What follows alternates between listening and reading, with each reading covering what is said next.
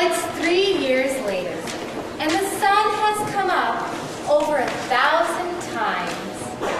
The summers and winters have cracked the mountain, and the rain has brought down some of the dirt. And a number of babies that weren't even born yet have begun talking in regular sentences. And some people who thought they were right young and spry have realized that they can't bound up a flight of stairs like they used to without their hearts fluttering a little. All that can happen in just 1,000 days. Well, nature's been pushing and contriving in other ways too. A number of young people fell in love and got married. Yes, the mountain got bit away a few fractions of an inch, and millions of gallons of water have passed by our mill. You know, almost everybody in the world gets married.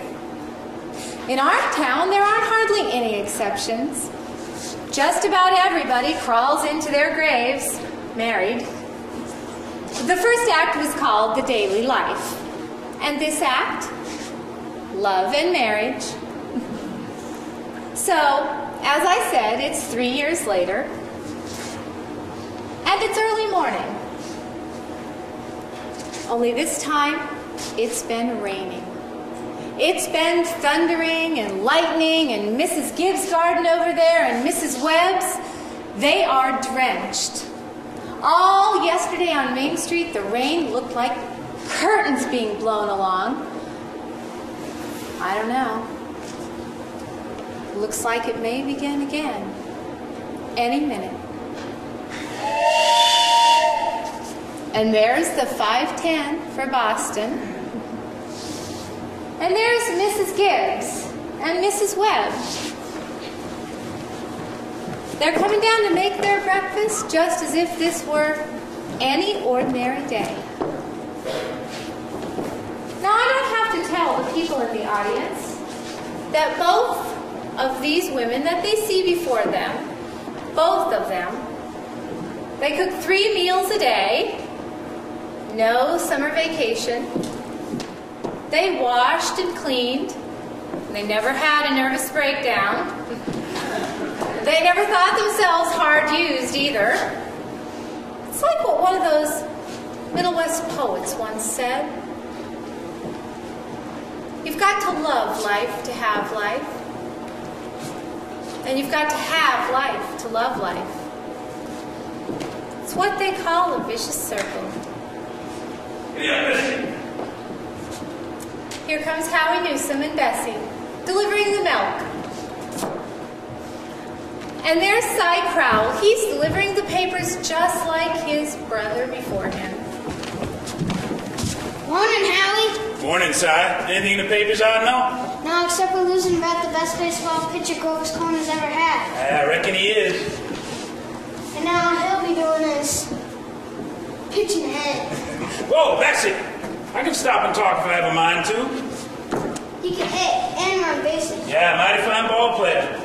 I want to see how you can give up something like that just to get married. Did you have, Howie? Can't tell, Cy. Never had no talent that way. Morning, Howie. Morning, Cy. Morning, Mr. Warren. Oh, Bill, you're up early. Well, I've been trying to figure out how to prevent a flood. The river's been rising all night. Cy Crowell here's all broke up about George Gibbs retiring from baseball. Well, that's the way it goes. You know, in '84 we had a player, Cy. Even George Gibbs couldn't have touched him. Name of Hank Todd. Went down to Maine and become a possum. Wonderful ball player. Howie, how's the weather look to you? It ain't bad. I think maybe it'll clear up for good. Bill? Howie. Morning, Miss Gibbs. Oh, morning, Howie. Too bad about the weather. It's been raining so heavy, I think maybe it'll clear off. Certainly hope it will. How much you want today? Well, I'm going to have a house full of relations, Howie, so I'll take 3 of milk and 2 of cream. All right, 3 of milk.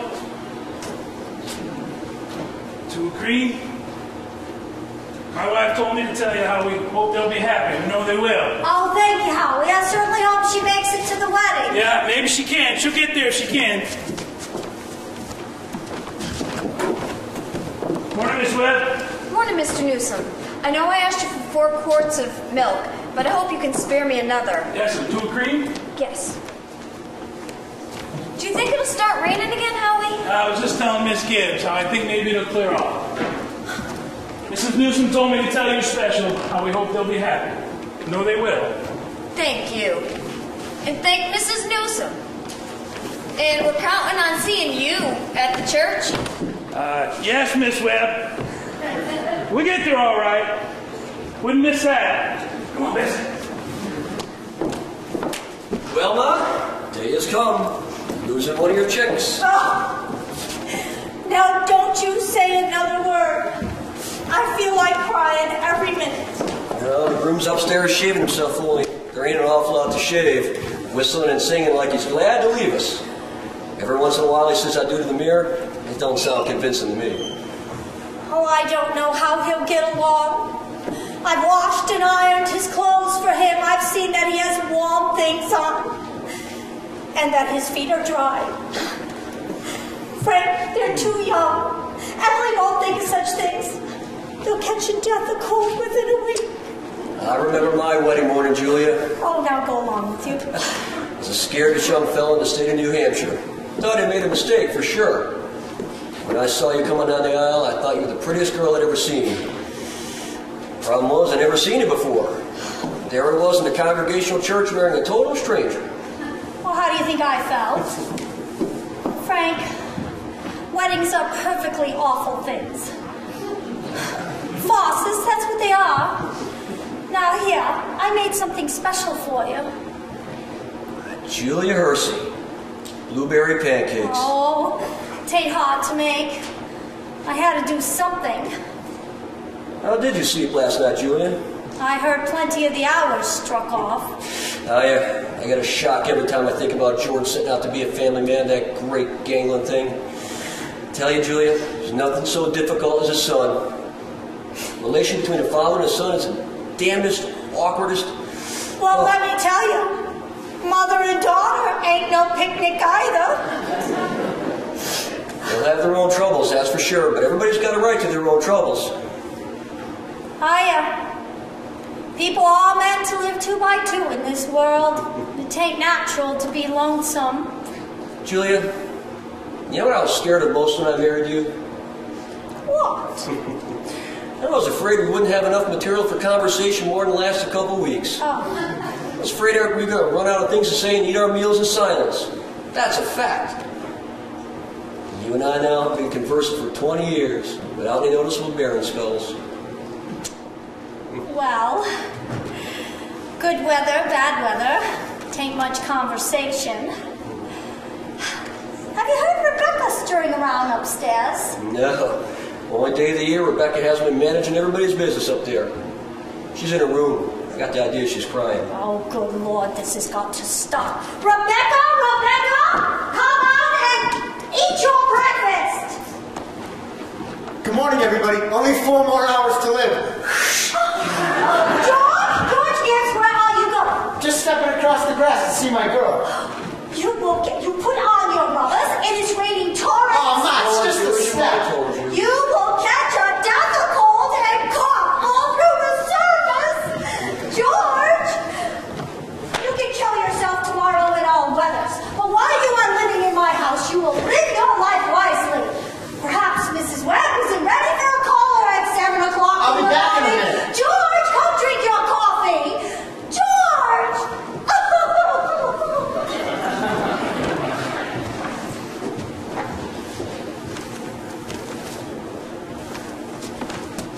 Good morning, Mother Webb. Goodness, George, you frightened me. Good morning. Now, George, you know I can't ask you in. Why not? George, you know as well as I do, a groom can't see his bride on his wedding day, not till he sees her in church. Oh, that's just a superstition.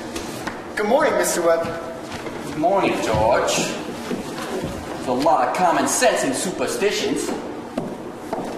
Millions have followed it, George.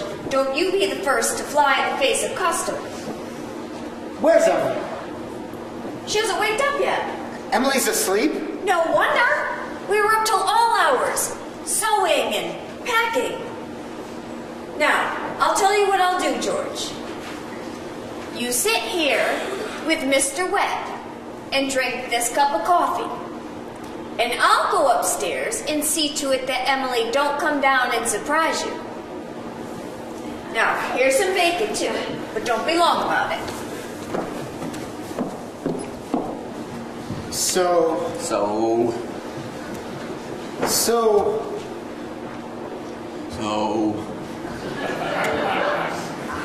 So how are you, George? I'm fine. Mr. Webb, what kind of common sense could there be in a superstition like that? Well, George, you know, on the wedding morning, a girl's heads ought to be full of, I don't know, clues or one thing or another, don't you think? Yes, I never thought of that, I guess. A girl's apt to be a mite nervous on her wedding day. Gee, I wish a person could get married without all that marching up and down. Every man that has ever lived has felt that way. It's done us no use. It's the women folks, my boy. They built the weddings up. For a while now, the women have had it all their own. Man looks mighty small at a wedding, George. All those good women standing shoulder to shoulder, making sure that the knot's tied in a mighty public way. Well, you believe in it, don't you, Mr. Webb? Yes. Oh, yes, George. Don't misunderstand me. Marriage is a wonderful thing. A wonderful thing. Mr. Webb, how old were you when you got married? Well, I had been away to college and it took a while to get settled, but Mrs. Webb wasn't any older than what Emily is right now. I mean, age hasn't got much to do with it, George, compared with some other things. And what were you going to say, Mr. I don't know, George. Was I going to say something? You know, I remember the advice my father gave me on my wedding day. He said, Charles, start right off showing her who's boss. Give her an order, even if it doesn't make sense, just so she'll learn to obey. But yeah, and then he said, if anything about her irritates you, her conversation or anything, get right up and walk out of the house. Mr. Webb. That'll make it clear to her. Oh yes, and one other thing. Never let your wife know about how much money you have. Never. Mr. Webb, I couldn't exactly do that to Emily. So I took the opposite of his advice, and I've been happy ever since. So let that be a lesson to you, George. Never take advice from others on personal matters. George, are you going to raise chickens on your farm? What? Are you going to raise chickens on your farm? Oh, yes. Well, Uncle Luke has never gone in much for chickens, but I've been figuring on reading up. You know, George, a book came into my office on the philo system of raising chickens. I wish you would read it. You know, I'm thinking of starting in a small way myself in the backyard. I'm going to put an incubator in the cellar and we're... Charles Webb, are you talking about that incubator again? I thought the two of you would be talking about things worthwhile. Well, Myrtle, if you got some good advice to give the boy, then I'll go upstairs. Now, George, Emily's got to come down and eat her breakfast. She sends you her love, but she doesn't want to lay her eyes on you. Goodbye. Goodbye. Well, Myrtle, guess you haven't heard of that other, even older superstition. And what would that be, Charles? Since the day of the caveman, no bridegroom should see the father-in-law on the day of the wedding. Or near it. Remember that.